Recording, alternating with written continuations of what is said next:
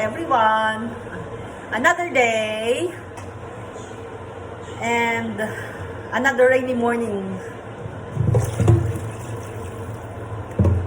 Ayan, sana tuluyan na pong tumila yung ulan.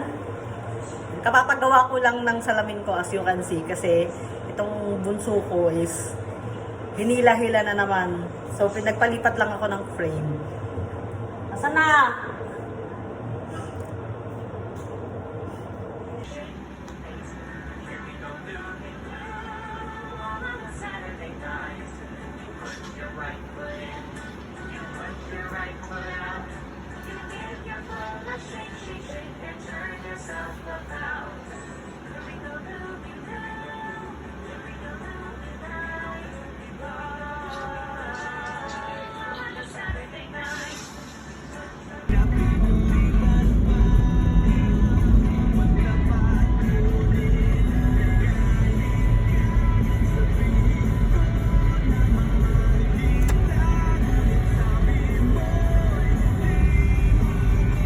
Pagkain sa bahay, tsaka para na rin makapasyal kahit paano yung mga bata. So, ayan. Bata, Si ito Athena. ka. Pia, bantay mo yung ano mo. Hindi naman siya yung tumatakbo sa malayo, kaya hindi naman ako nag-aalala masyado. Halika na, bye-bye. Halika na. Wala dyan.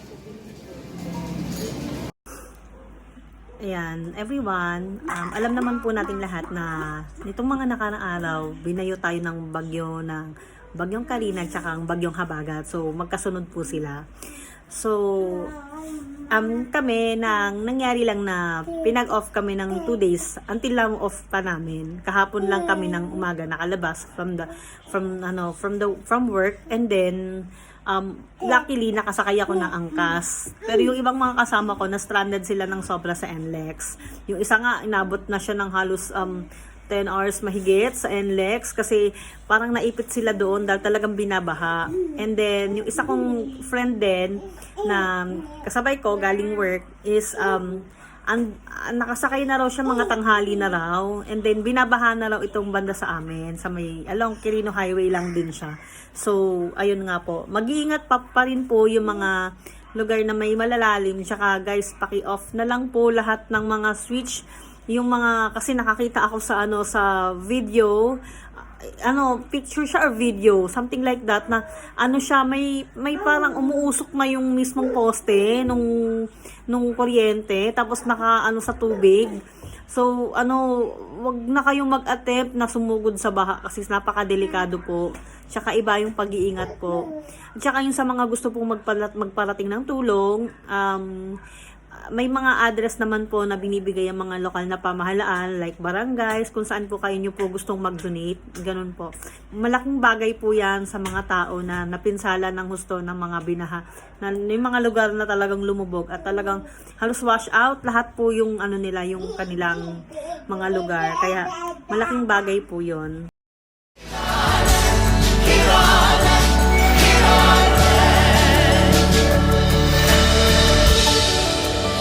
Nations are calling for you to surround us with your love, with your love.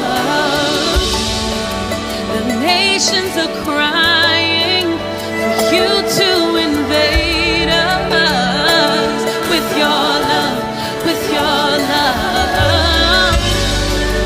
Heal our land, we humbly bow.